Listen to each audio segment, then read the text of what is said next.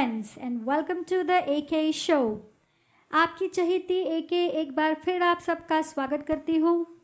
आशा करती हूँ दोस्तों कि आप सभी स्वस्थ और खुश होंगे और लॉकडाउन का संपूर्ण तरह से पालन कर रहे होंगे, क्योंकि जान है तो जहान है दोस्तों आज शाम को मैं जब चाय पी रही थी तो चाय पीते पीते बस मैं ये सोच ही रही थी कि ऐसा कौन सा अगला टॉपिक मैं लूँ। मतलब बिलीव्स पर मैं बात कर रही हूँ, टॉपिक तो अपना वही रहेगा, लेकिन बिलीव्स को और अच्छी तरह से मैं आपको कैसे समझाऊँ इस बारे में मैं सोच ही रही थी कि अचानक मुझे व्हाट्सएप पर मेरी फ्रेंड रिया का मैसेज आया। तो कुछ देर तो हम लोगों ने व्हाट्सएप पर ही चैट की, एक दूसरे का हालचाल पूछा और लॉकडाउन के पीरियड में क्या चल रहा है ये बातें की। और बस ये बातें चल ही रही थी दोस्तों कि अचानक मुझे ये महसूस हुआ कि रिया थोड़ी सी परेशान है, मायूस है। जिस तरह से वो चैट पर व्हाट्सएप पर रिस्पांस दे रही थी, रिप्लाई कर रही थी, मुझे ऐसा लगा कि ये रिया तो नहीं है। ऐसा तो नहीं कि कुछ उसके मन में चल रहा है, किसी चीज़ से वो नाखुश है इसलिए वो इस तरह बात कर रही है। तो मैंने उसे कॉल करना ठीक समझा और इसीलिए मैंने उसको कॉल कर लिया।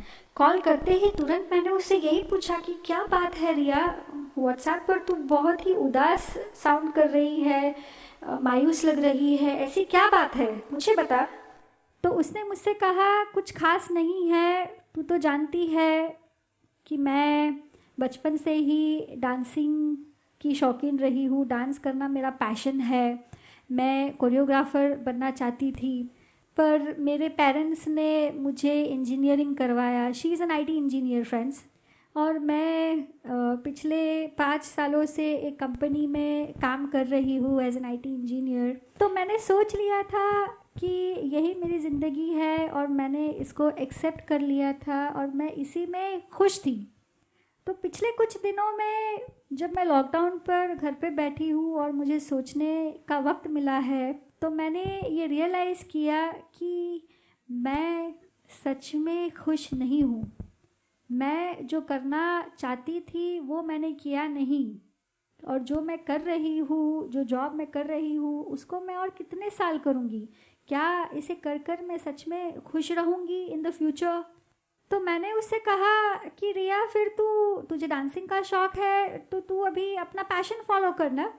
अब जब तूने रियलाइज़ कर लिया है कि तू खुश नहीं है तो तू वो कर जिसमें तुझे खुशी मिले। इतना आसान होता तो मैं कर लेती, उसने मुझसे कहा कि क्योंकि जब मैं अपना पैशन फॉलो कर रही थी तब मेरे पेरेंट्स ने, मेरे वेल विशर्स ने, लोगों ने मुझे समझाया कि ये तू क्या कर रही है। मतलब अगर तू कोरियोग्राफर बनना चाह रही है तो उसमें सक्सेस रेट बहुत कम है, बहुत कम लोगों को सफलता मिलती है। और तू जो जॉब आईटी इंजीनियर अगर तू बनती है तो तेरी लाइफ सिक्योर हो जाएगी। लेकिन अब मुझे लगता है कि वो जो कह रहे हैं वो सब सही ही था, क्योंकि अब तो लाइफ की प्रायोरिटीज़ चेंज हो चुकी है और मुझे लगता है कि जो मैं कर रही हूँ वही सही है। एटलीस्ट मेरी ज़िंदगी उसमें सिक्योर्ड है। ये तो बस मैं एक डांस शो देख रही थी टीवी पर तो मुझे अचानक मेरे पैशन के बारे में ख्याल आया। मुझे लगता है यार जो मैं कर रही हूँ वही सही है। मैं खुश हूँ यार, तू तू चिंता मत कर, तू टेंशन मत ले, मैं ठीक हूँ, मैं खुश हूँ।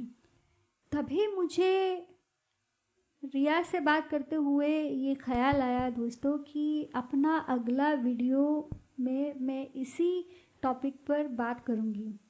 तो हमारा आज का टॉपिक है सेल्फ मेड बिलीव्स या सेल्फ डिसेप्शन कह लीजिए। कुछ ऐसे बिलीव्स जो हम अपने आप के मन में बिठा लेते हैं या हम अपने आप से धोखा करते हैं। इससे पहले कि हम शुरू करें दोस्तों, अगर आप मेरी चैनल पर नए हो तो मेरी चैनल अमेजिंग आर्क एंजल्स को सब्सक्राइब कर लीजिए। दोस्तों सेल्फ मेड बिलीव्स ये क्या है? ये वो झूठ है जो हम अपने आप से कहते हैं। झूठ तो हम सभी बोल लेते हैं दोस्तों, कुछ हम अपने बचाव के लिए बोल लेते हैं, तो कुछ हम दूसरे के बचाव के लिए बोल लेते हैं। लेकिन सबसे खतरनाक झूठ वो होता है दोस्तों जो हम अपने आप से कहते हैं। हम जाने अनजाने ही, मतलब हमें ये नहीं पता होता कि हम अपने आप से ये झूठ कह रहे हैं, लेकिन अगर हम लगातार अपने आप से ये झूठ कहते रहे तो यही झूठ हमारे मन में बिलीव्स बनकर बैठ जाता है, और जैसे मैंने कहा है, फिर यही बिलीव्स आपकी ज़िंदगी को चलाता है। तो इसका मतलब यही हुआ दोस्तों कि हम अपने आप को धोखा देते हैं, और हमारे सेल्फ मेड बिलीव्स का सबसे बड़ा कारण होता है डर, फियर।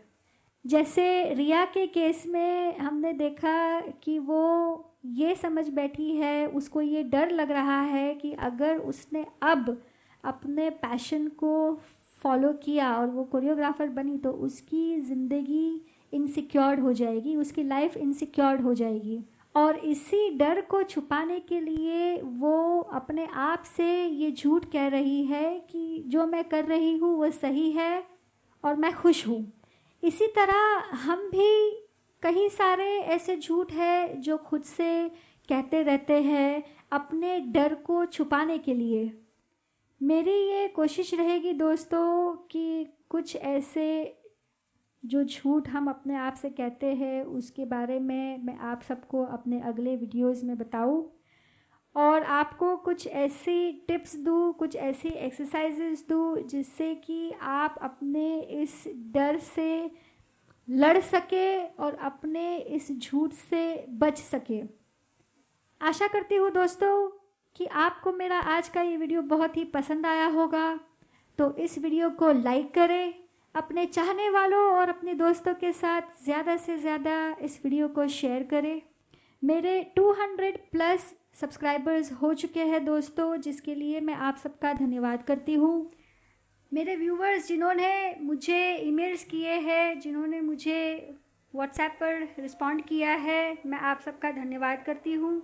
मेरे लिए अपने इस प्रेम और सहयोग को बनाए रखें दोस्तों, ताकि ऐसे और भी बेहतरीन और दिलचस्प वीडियो मैं आप सबके लिए बनाती रहूं और आपकी ज़िंदगी को और भी बेहतर और आसान बना सकूं।